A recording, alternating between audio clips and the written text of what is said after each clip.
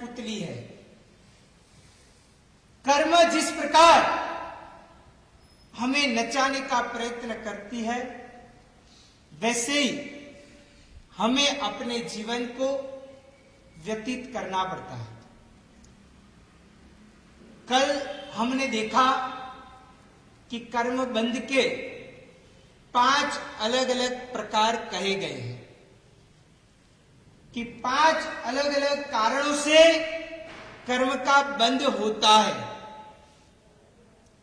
सबसे पहला नंबर का कर्म बंध का कारण मिथ्यात्व, यानी कि उल्टी मान्यता। चाहे कार्य सही हो या गलत हो, वो जरूरी नहीं है, परंतु मान्यताएं उल्टी होती है, गलत मान्यताएं होती है, तो समझ लेना चाहिए कि ये एक मिथ्यात्व का कारण कहा गया है। यानी कि मिथ्यात्वी व्यक्ति अपने जीवन काल में वो उल्टी मान्यता के मुताबिक अपना जीवन व्यतीत करता है। उनको सद्गुरु भी मिल जाए, उनको कई सारी प्रकार की सही बाबतों का ज्ञान भी दिया जाए, परंतु वो व्यक्ति कभी भी वो सच्चा सही ज्ञान प्राप्त नहीं करेगा, क्योंकि उसकी मान्यता ही उल्टी कही गई है। तो उसी को मिथ्यात्व कहा जाता है, जो मात्र की मात्र आत्मा का अहित कारक होता है, आत्मा का डुबाने लायक ही कहा जाता है। ऐसा प्रकार का अज्ञानता ही होती है, वो एक प्रकार से कहा जाता है कि मिथ्यात्व। दूसरे नंबर के अंदर कहा गया है कि अवीरति। अवीरति किसको कहा जाता है? तो कहा गया है कि अवीरति जीवन काल के अंदर बांधे हुए नहीं है, तो कहा जाता है कि व्रत नियम पचकान नहीं लिया है, तो उसी को अवीरति कहा जाता है। जैसे कहा जाता है कि देवलोक के देवता वो कभी भी अपने जीवन काल में वीरति स्वीकार नहीं कर सकते, यानी कि नियम व्रत और पचखान नहीं ले सकते, क्योंकि वो उनको अवीरति का उदय होता है। भाग्यशाली कई सारे ऐसे श्रावक और श्राविकाएं हैं जो हिंसा नहीं करते, चोरी नहीं करते, शायद झूठ भी नहीं बोलते, कोई ऐसा पापाचार इत्यादि नहीं करते, परंतु उनको पचखान भी नहीं होता है, तो वो कहा जाता है कि अवीरति का उदय, यानी कि अवीरति उनके जीवन काल के अंदर है, ऐसा कहा जाता है। भाग्यशाली तो उसके द्वारा भी पाप का बंध होता है, कर्म का बंध होता है। अभी आपके मन में यह होगा कि यदि मैंने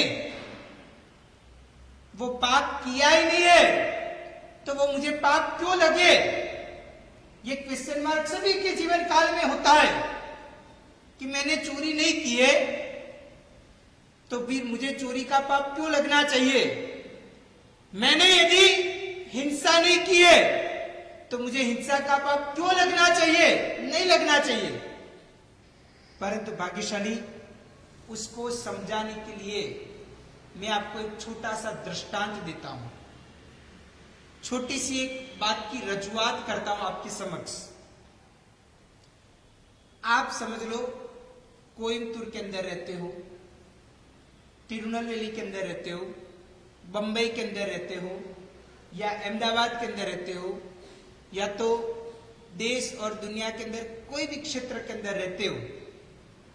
यदि समझ लो कि आप कोई कारणोंसर आप आपके गांव, आपके देश यदि मारवाड़ है या गुजरात है या जहां पे भी है, आप इधर का मकान छोड़ते हुए कुछ 10 दिन, 15 दिन, 20 दिन कोई फंक्शन के लिए, कोई कार्य के लिए आप आपके गांव की ओर जाते हो, और आपका जो इधर सिटी के अंदर अहमदाबाद हो, बंबई हो या चेन्नई हो, बेंगलुरु, कोई भी जगह पे आपका मकान है, और वो मकान को आप ऐसे ही बाहर से लॉक करते हुए जाते हो, तो भाग्यशाली आपने लाइट बिल, टेलीफोन बिल, ये सभी आप इस्तेमाल नहीं करोगे। यानी कि लाइट का कनेक्शन आप चाहे मेन स्विच बंद करके जाओ घर के अंदर, फोन इस्तेमाल 1 महीने, यदि आप गांव जाने वाले हो तो 1 महीने तक आप फोन इस्तेमाल नहीं करोगे, घर का लैंडलाइन। 1 महीने के बाद जब वापिस आओगे तब देखोगे तो घर के अंदर लाइट बिल का बिल आया हुआ होगा, टेलीफोन बिल का बिल आया हुआ होगा, अगर पानी का बिल भी आया हुआ होगा, मेंटेनेंस चार्ज भी आपको देना हुआ होगा। तो आप वहां पे बोलोगे कि मैंने तो भाई लाइट 1 महीने तक इस्तेमाल ही नहीं की है, मैंने 1 महीने तक घर का जो टेलीफोन लैंडलाइन है उसको इस्तेमाल ही नहीं किया है, मैंने पानी का एक नल भी 1 महीने के दौरान चालू नहीं किया है, मैं घर के अंदर रहा ही नहीं हूं, तो मेंटेनेंस मैं क्यों भरूं, इलेक्ट्रिसिटी बिल मैं क्यों भरूं। परंतु नहीं, वहां पे ऐसा कहा जाता है कि वो आपका कनेक्शन चालू है, आपने कनेक्शन बंद नहीं करवाया, इसलिए उसका बिल आपको भरना ही पड़ेगा, चाहे आप कितना भी कुछ भी कहो, पर तो वो आपको भरना पड़ता है। इसी प्रकार जब तक आपने नियम, व्रत और पचखाड़ नहीं लिए, तब तक वो आपका एक प्रकार से कहा जाता है कि आपका पापों से कनेक्शन चालू है। यदि आप पाप करो या ना करो, परंतु वो पाप का कनेक्शन आपका चालू ही बोला जाएगा, और पाप का कनेक्शन चालू है तो पाप आपको चाहे अल्प मात्रा के अंदर भी, कम मात्रा के अंदर भी लगने का जरूर प्रयत्न होगा।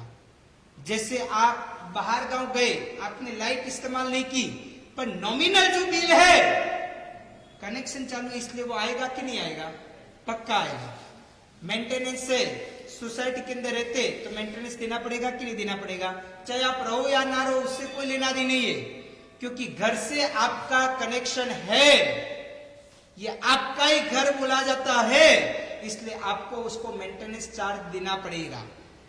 अगर घर के अंदर लैंडलाइन है, अगर आपने उसका कनेक्शन कटवाया नहीं है, तो उसका भी चार्ज आपको देना ही पड़ेगा, चाहे आप मारवाड़ जाओ, चाहे आप आउट ऑफ इंडिया जाओ, चाहे आप अदर स्टेट में जाओ, कहां पे भी जाओ, पर तो आपको देना ही पड़ेगा, क्योंकि उसका कनेक्शन आपका चालू है।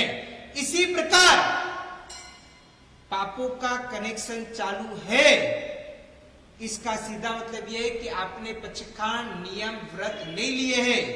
अगर नियम, व्रत, पचखान ले लिया कुछ समय के लिए, तो उतने समय तक आपका पापों का कनेक्शन कट हो जाएगा। आपने साल भर के लिए लिया तो साल भर तक आपका वो पापों का कनेक्शन कट हो जाएगा, तो वो आपको कर्म का बंध नहीं लगेगा। यानी कि सीधा सीधा कहा जाए तो ऐसा ही कहा जाता है कि अविरति, यानी कि आपने वो पापों का कनेक्शन चालू रखा है, चाहे अभी पाप नहीं करते हो, पर तो भविष्य के अंदर पाप करने की शक्यता अभी भी रही हुई है, क्योंकि आपने व्रत, नियम और पचखान आपके जीवन काल के अंदर आपने लिए नहीं है। यानी कि वीरती का स्वीकार, पचखान का स्वीकार आपने नहीं किया है, इसका सीधा मतलब यही होता है। इसलिए आपके जीवन काल में वो कर्म का बंद होने का प्रयत्न होगा, और कर्म का बंद होगा तो फिर कर्म को भोगने की अनुकूलता भी करके रखनी होगी। इसलिए अपने जीवन काल में कर्म का यदि बंद नहीं करना है, कर्म नए उपार्जन नहीं करने हैं, तो फिर अपने जीवन काल के अंदर वीरती का, व्रत का, नियम का, पचिकार का स्वीकार अवश्य में अपने जीवन काल के दौरान करना चाहिए। भाग्यशाली एक व्यक्ति था, करीब उसकी 20 साल की उम्र थी। तब से वो व्यक्ति शुरुआत 5 ग्राम तंबाकू के माध्यम से शुरुआत किया, ज्यादा नहीं, परंतु एक छोटे से एक स्वाद या तो कैसा लगता है, एक शौक के माध्यम से उसने शुरू किया। कोई मित्र वर्ग, कोई नजीक के मित्र वर्तुल वर्ग के अंदर किसी ने कहा तो उसने शुरू किया। थोड़ा थोड़ा शुरू करते करते करते करते हुए धीरे धीरे बढ़ने लगा।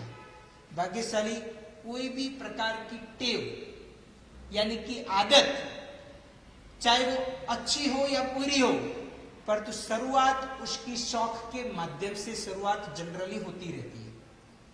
यानी कि प्राय करते हुए वो एक शौक के माध्यम से शुरुआत होता है कि चलो कोई व्यक्ति तंबाकू खाता है या दारू पीता है या बीड़ी सिगरेट इत्यादि करता है, तो वो भी एक शुरुआत शौक के माध्यम से, किसी का देखने के माध्यम से, किसी के कहने के माध्यम से थोड़ी सी एक शुरुआत होती है।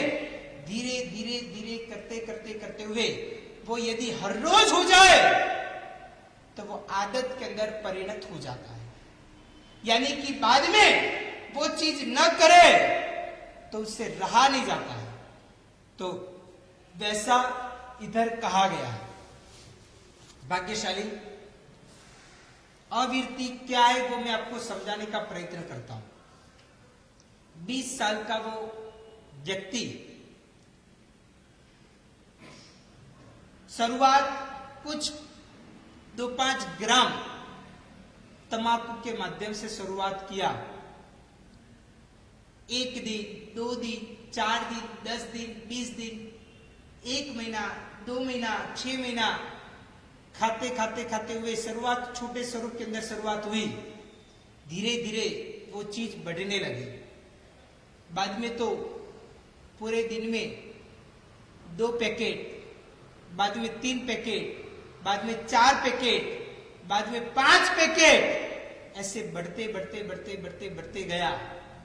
और आगे बढ़ते बढ़ते बढ़ते हुए उनके जीवन काल में ऐसा दिन आया कि जब 70 साल का वो वृद्ध व्यक्ति बनाना, तब उनके जीवन काल के अंदर क्या हुआ, तो कोई फैमिली डॉक्टर के पास गया। कोई कारणवश फैमिली डॉक्टर ने सच्ची सलाह दी कि भाग्यशाली एक काम करो, आप ये तंबाकू खाते हो ना, वो तंबाकू खाना बंद करो।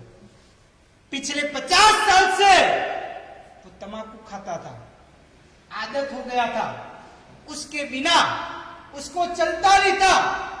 तंबाकू खाए बिना उसको भूख नहीं लगती थी, तंबाकू खाए बिना उसका मन की शुद्धि नहीं होती थी, तंबाकू खाए बिना दिन की शुरुआत नहीं होती थी। हर रोज, हर पल, हर समय बस दांतों को चबाने का प्रयत्न करता रहता था, दांतों के माध्यम से चबाने का प्रयत्न करता था। और ऐसे करते करते करते करते हुए 70 साल की उम्र के अंतर्गत डॉक्टर ने उनको सलाह दी कि काम करो, आप ये तंबाकू बंद कर दो। तंबाकू खाओगे ना तो आपके जीवन काल में कैंसर हो सकता है, जीवन और जिंदगी का जोखिम हो सकता है। आगे बढ़ते हुए अलग अलग प्रकार की बीमारियां आपके अंदर आ सकती है, कैंसर भी हो सकता है, मुंह से बदबू भी आने की शुरुआत हो गई है, मुंह के अंदर चांदा इत्यादि होना भी हो सकता है। इसलिए मेहरबानी करके तुम ये तंबाकू खाना बंद कर दो। तब उसने सोच लिया कि जो डॉक्टर की बात थी उसके दिमाग के अंदर बैठ गई और उन्होंने स्वीकार कर दिया कि ठीक है, आज से मैं तंबाकू नहीं खाऊंगा, क्योंकि उसके सामने कितना दुख पड़ेगा, जान का जोखिम होगा, वो सभी बातें, उसका डर उसके दिल और दिमाग के अंदर ये बात बैठ गई। अभी वो घर पे गया, 2 घंटे 3 घंटे हुए, धीरे धीरे करते करते हुए वो तंबाकू की जो आदत थी पिछले 50 साल से खाता था, और वो जो आदत थी वो आदत के कारण अभी उसका मगज थोड़ा गर्म होने लगा। धीरे धीरे करते करते हुए शरीर के अंदर बेचैनी आने लगी। जीभ मुंह तंबाकू मांग रहे थे, विचार कर रहा था खाऊं कि नहीं खाऊं, खाऊं कि नहीं खाऊं। आखिर में उसके मन में विचार आया कि नहीं खाऊंगा तो और ज्यादा तकलीफ शरीर के अंदर हो जाएगी, लाओ थोड़ी सी खा लूं। और ऐसे करते हुए कबाड़ के अंदर जहां पे तंबाकू रखी थी वहां पे गया, लेते हुए ध्रुजते हाथ के साथ, क्योंकि मालूम है कि इसका विपरीत असर, इसकी साइड इफेक्ट क्या है, उसके द्वारा क्या क्या इफेक्ट आ सकता है, क्या क्या तकलीफें हो सकती है, डॉक्टर के मुंह से सुना हुआ था, दुनिया के अंदर समाज के अंदर देखा हुआ था। और वो व्यक्ति ध्रुजते हाथ के द्वारा वो तंबाकू हाथ के अंदर लिया, लेते हुए चूना लगाया, चूने के साथ मिश्रित किया, हाथ ध्रुज रहा है। अंदर से होता है कि खाओ कि नहीं खाओ, एक साइड होता है कि खा लूं, दूसरी साइड होता है कि नहीं नहीं नहीं खाना चाहिए, अभी कितनी भी तकलीफ हो जाए वो सहन कर लो, पर तो भविष्य में जो कैंसर होगा उसकी तकलीफ बहुत शरीर के अंदर भयंकर हो जाएगी। और ऐसे करते करते हुए आखिर में वो व्यक्ति मने कमने भी खाने का प्रयत्न करता है। बस इसी का नाम है अविरति, यानी कि समझाया जाए कि ये 18 प्रकार के पाप करते हुए जीवन काल के अंदर नरक मिल सकती है। 100 साल का हमारा आयुष्य, उसके अंदर यदि ऐसा कोई पाप बांध दिया कि जिसका 100 गुना फल कम से कम नरक के अंदर मिल सकता है। ज्यादा तो 1 सागरोबम का भी मिले, 2 सागरोबम का भी मिले, 3 सागरोबम का भी मिले, 7 सागरोबम का भी मिल सकता है, पर तो कम से कम 10,000 साल तक एक बार नरक में जाने के बाद वहां पे रहने की नौबत आ सकती है। इधर तो आपके पास यदि गर्मी लगे तो आपके पास फैन है, कूलर है, एयर कंडीशन यानी कि एसी है, नरक में कुछ भी नहीं मिलेगा।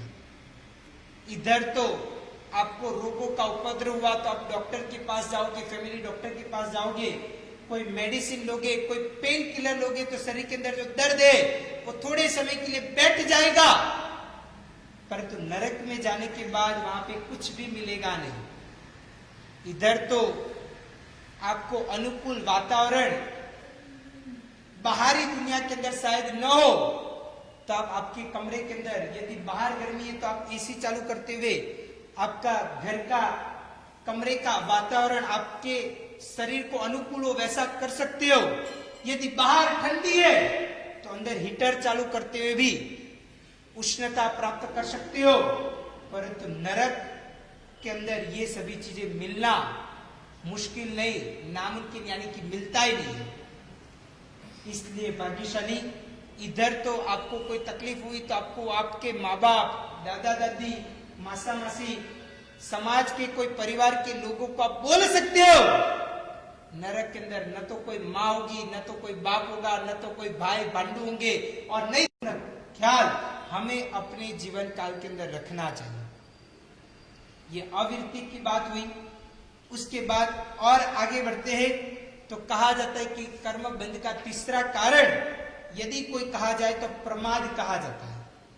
प्रमाद के भी अलग अलग प्रकार कहे गए हैं।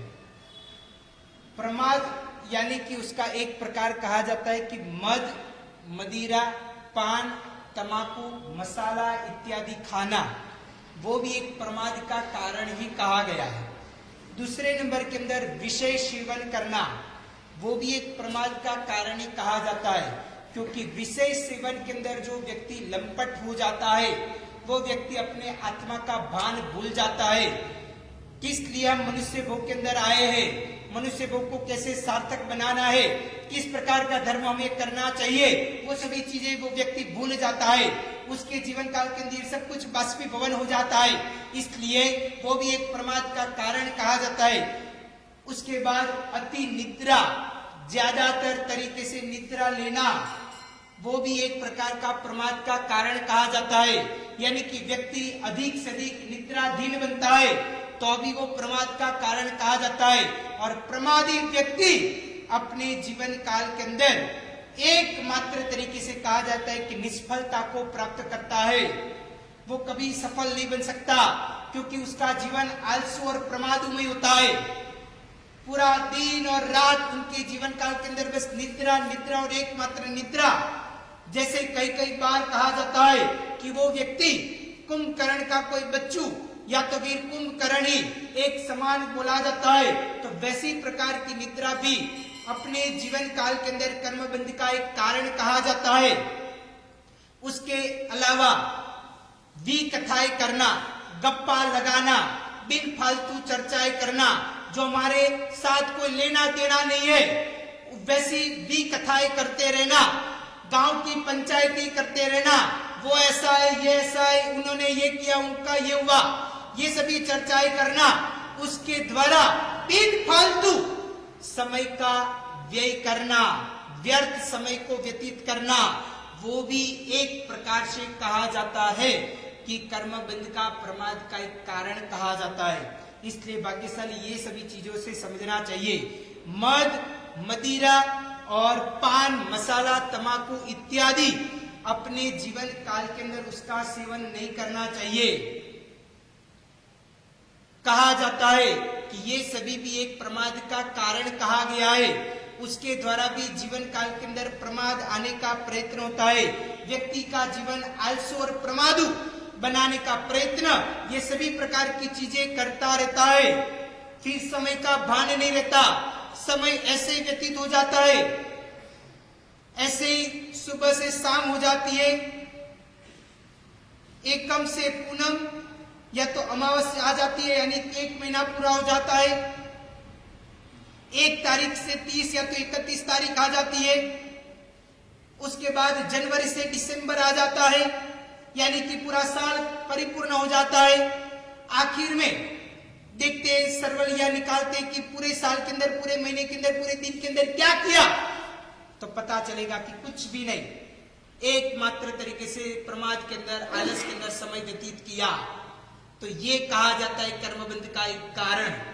इसलिए भाग्यशाली कहा जाता है कि जो व्यक्ति मदिरा का सेवन करता है, दारू इत्यादि पीता है, तो वो भाग्यशाली। ऐसा कहा गया है कि वो दारू पीने वाला व्यक्ति को भान नहीं रहता, उसको कुछ पता नहीं चलता, उसका दिमाग काम नहीं कर सकता।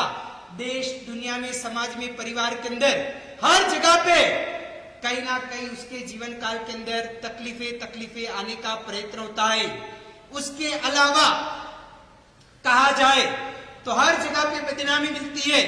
कोई भी व्यक्ति उसके साथ खड़े रहने के लिए तैयार नहीं होता है। बोला जाता है ये तो दारू पिया है, ये दारू पीता है, ये एक प्रकार से मदिरा का पान करता है, ये मद खाता है, ये तंबाकू का सेवन करता है।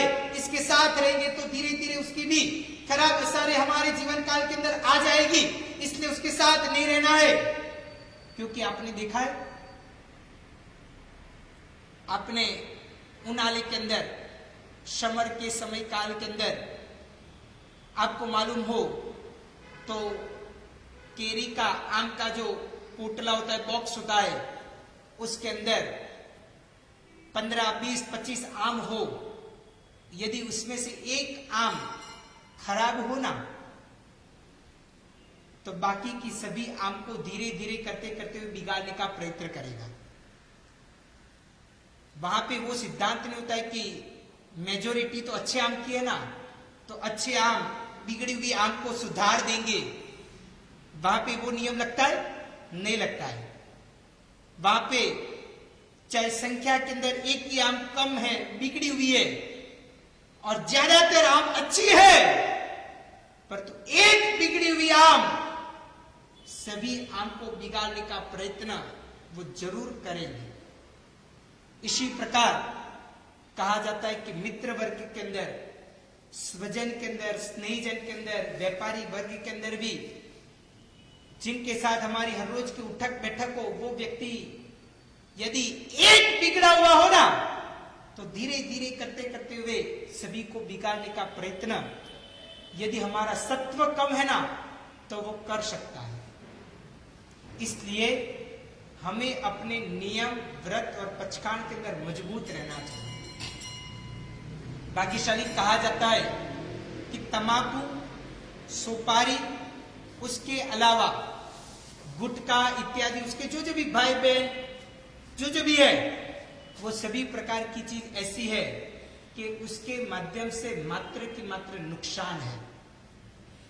देखो, मद, मदिरा, पान मसाला, तंबाकू, दारू इत्यादि जो भी है, उसके द्वारा क्या फायदा होता है?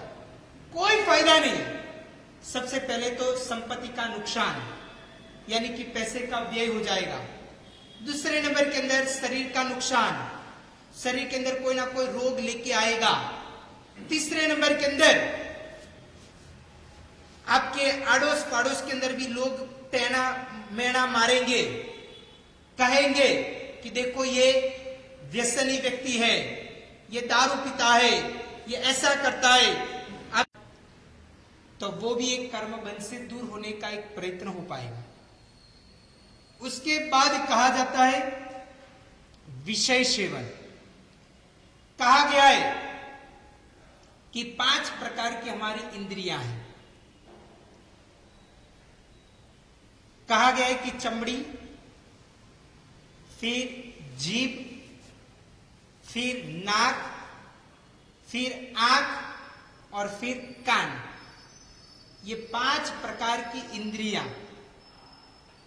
उसके विषय सेवन के माध्यम से व्यक्ति अपने जीवन काल में दुख की गाय के अंदर जाने का प्रयत्न करता है।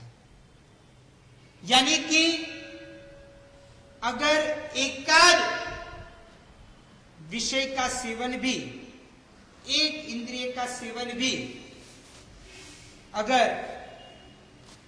समझ लो कि वो पतंगिया, वो एक विषय का सेवन सिर्फ आंखों के अंजन के लिए, आंखों के तेजस्विता के लिए दिए के पास जाता है और वो बेचारा मर जाता है। हाथी जो एक स्पर्शेंद्रिय के लिए भागता है और बड़े से बड़े गड्ढे के अंदर, खाई के अंदर वो गिर जाता है और वो बेचारा इतना कदावर हाथी होने के बाद में भी कोई मनुष्य के कंट्रोल के अंदर, अंकुश के अंदर आने का प्रयत्न वो हाथी करता है। उसका मूलभूत कारण वो इंद्रिय के अंदर पीछे पागल बन गया, इसका एक मूलभूत एक कारण कहा जाता है।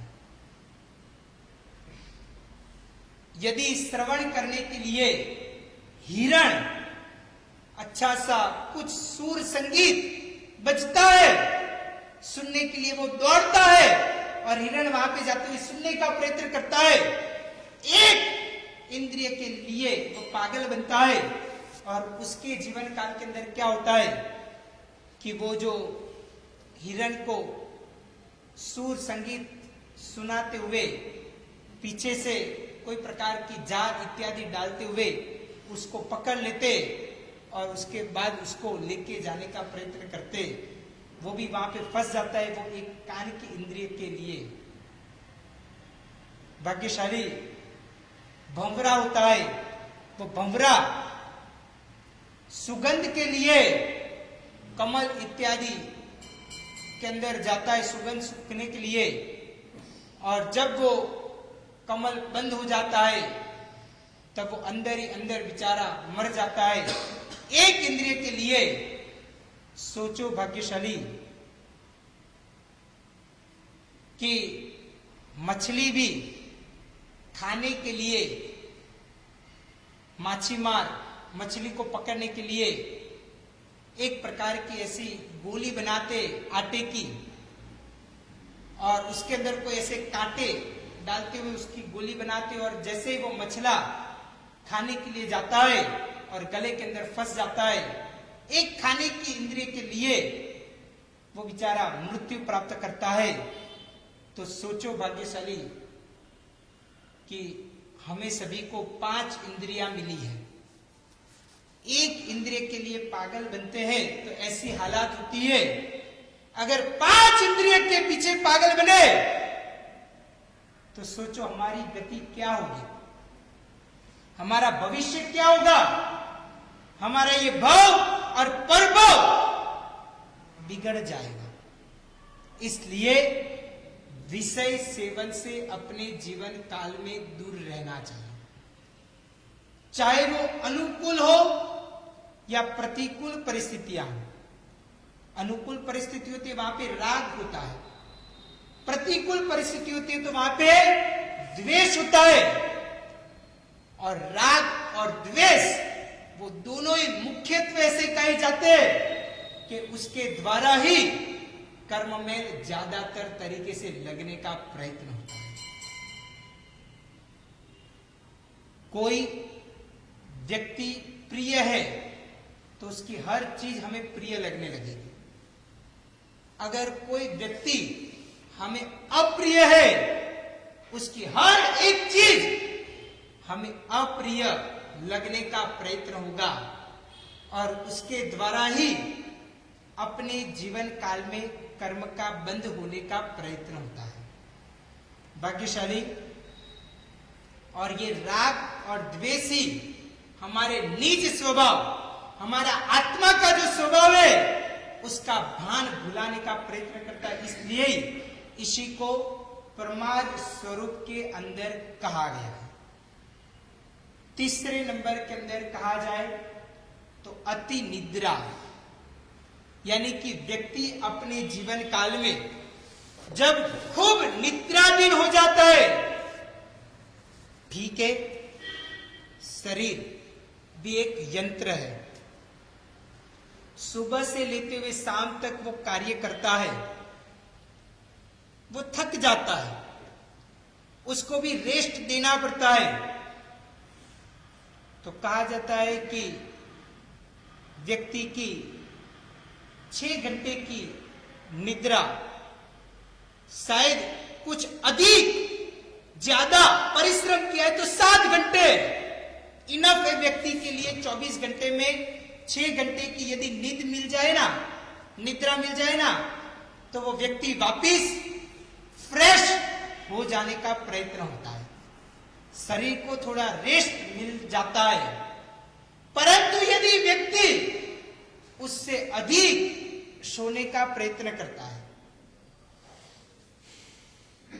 यदि समझ लो कि रात को सो जाए 9 बजे 10 बजे, सुबह में उठे 7-8 बजे, उसके बाद उसका रूटीन काम चलता रहे, वापिस दोपहर हुई, दोपहर का भोजन किया, अच्छा माल पेट के अंदर डाल दिया, उसके बाद आलस आने का प्रयत्न होता है, भर पेट भोजन हो गया, उसके बाद होता है कि चलो अभी भी 2-3 घंटे खींच लेते नींद, और वो व्यक्ति नींद खींचता है, फिर वापिस शाम को 4 बजे 5 बजे उठेगा, वापिस रूटीन काम के अंदर जुड़ेगा, वापिस रात को 9 बजेगा और 9-10 बजे सोने का प्रयत्न करेगा।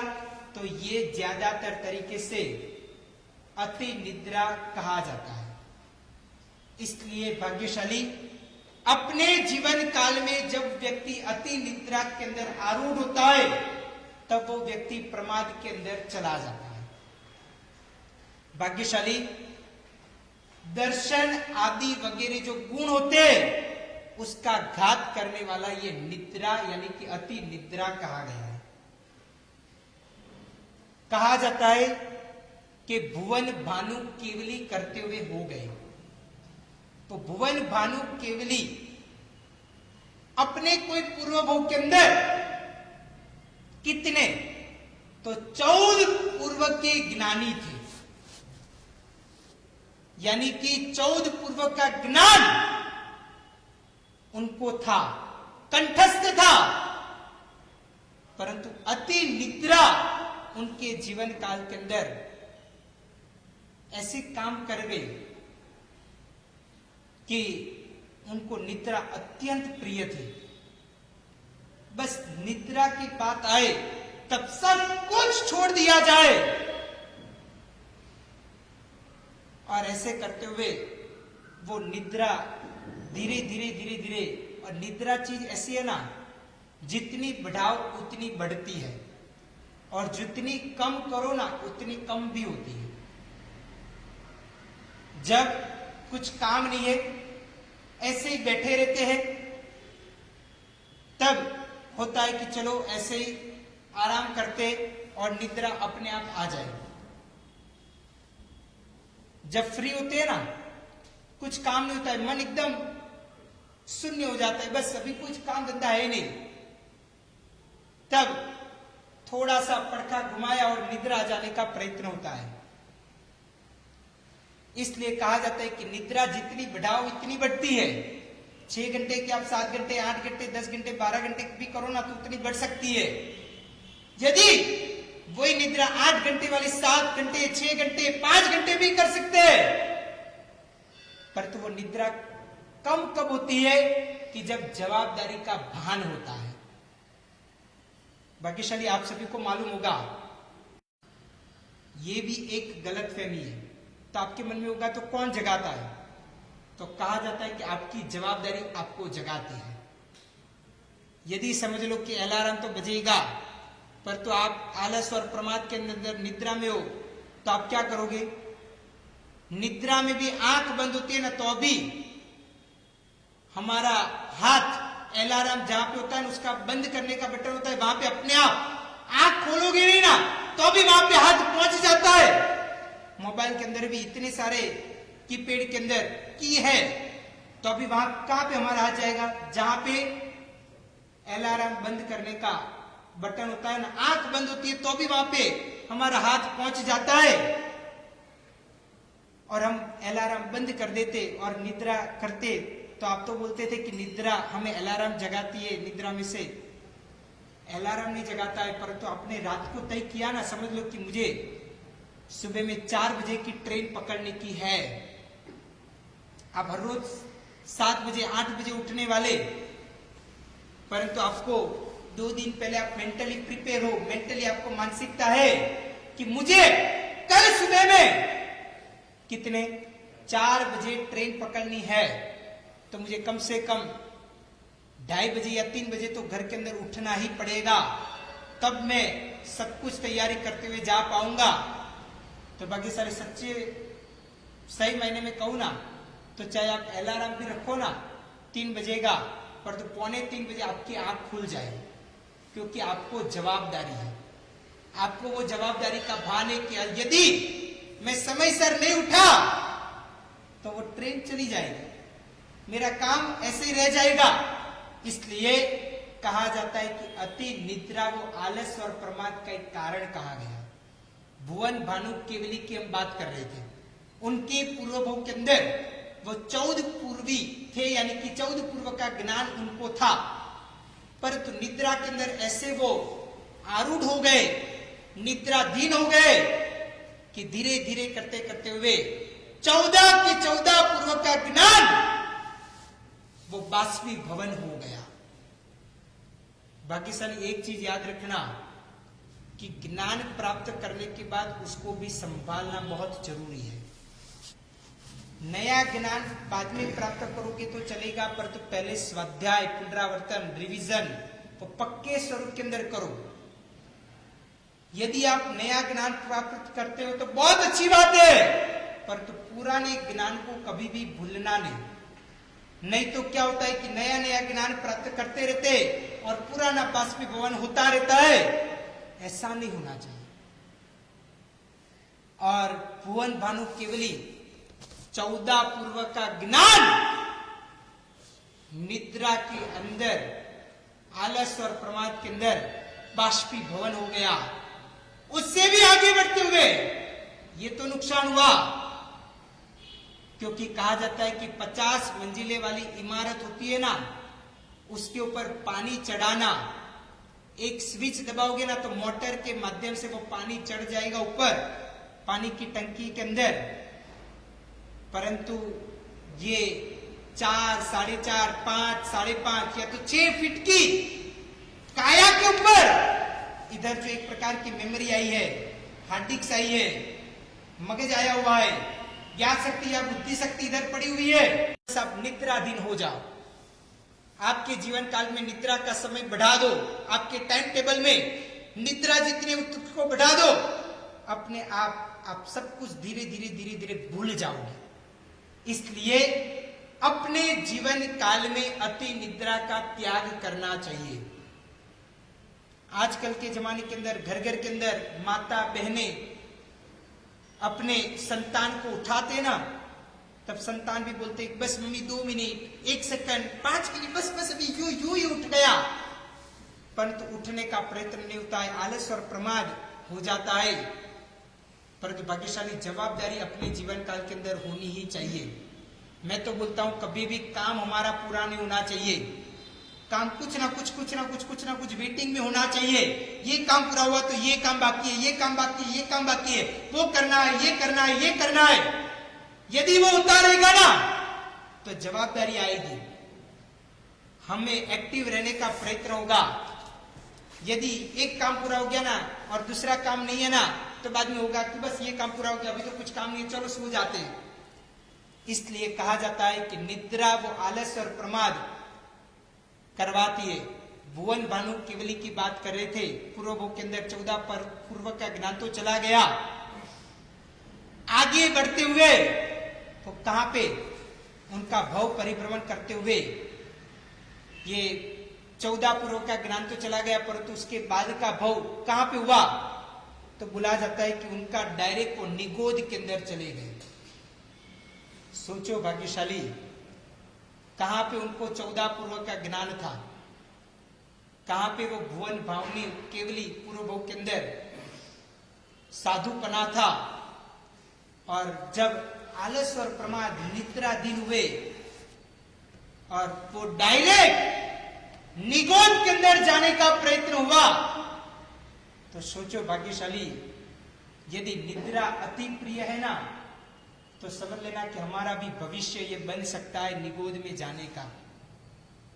इसलिए मेहरबानी करके 5 इंद्रियां अच्छी प्रकार की मिली है तो उसको योग्य मार्ग के ऊपर लगाना,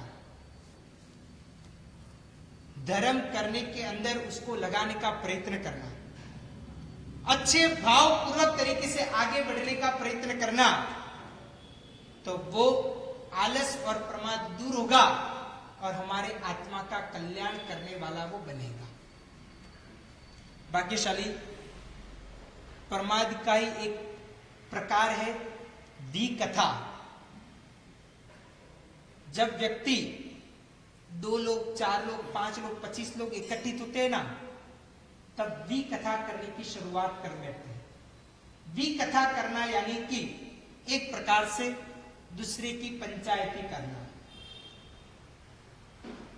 सभी लोग कहते हैं कि कोरोना के वक्त के अंदर सभी प्रकार का बिजनेस ठप हो गया, व्यापार कम हो गया, परंतु मैं आज भी आपको कहता हूं कि नहीं, अभी भी व्यक्ति सलाह सूचन देना, दूसरे की पंचायती करना तो आज भी चालू है, उसमें बिल्कुल भी फेरफार नहीं हुआ है। वो तो हर रोज चलता ही रहता है। जैसे ही समझ लो कि देरासर आते हैं, कई लोगों की ऐसी आदत होती है कि घर से निकलते हैं ना और देरासर पहुंचते हैं ना, घर से देरासर जाने का वॉकिंग डिस्टेंस सिर्फ 5 मिनट का होता है। 5 मिनट जाने में, 5 मिनट आने में, और देरासर में जितना समय व्यतीत करे उतना समय अलग। परंतु कई व्यक्तियों की ऐसी आदत होती है कि घर से निकलते हैं ना, तब जैसे बंबई के अंदर आपने देखा हुआ हो तो मीरा रोड भाईंदर से ट्रेन शुरू होती है और बंबई सेंट्रल तक जाती है ना, बीच में कितने सारे स्टेशन आता है, बराबर है। मीरा रोड, भाईंदर, दहीसर, उसके बाद बोरीवली, कांदीवली, उसके बाद अंधेरी, उसके बाद अलग अलग अलग अलग अलग सांता क्रूज, ऐसे करते करते हुए स्टेशन आते हैं ना। कई लोग ऐसे होते हैं कि घर से निकलते हैं ना, तब जितने भी रास्ते में मिलते हैं उसमें स्टेशन होते रहते हैं।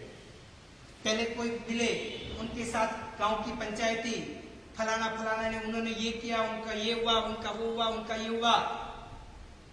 फिर थोड़ा आगे और बढ़े, सामने से कोई बहन आएंगे, अगर एक बहन, दो बहन, तीन बहन, चार बहन उसमें तो इकट्ठित हुए तो समझ लो कि बात ही खत्म हो गई।